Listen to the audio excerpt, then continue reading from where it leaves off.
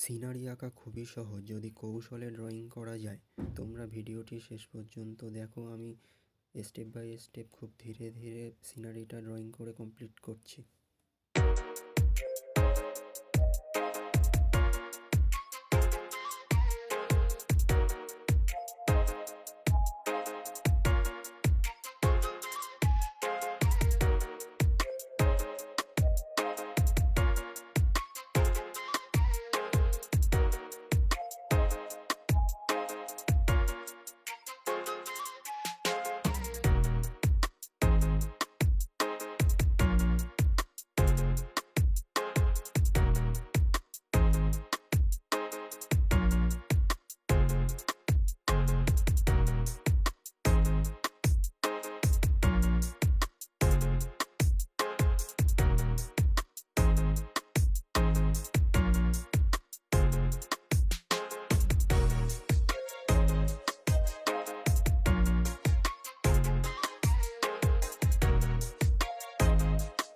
যদি ভালো লাগে তাহলে একটি কমেন্ট করে জানিও এবং শেয়ার করতে ভুলো না।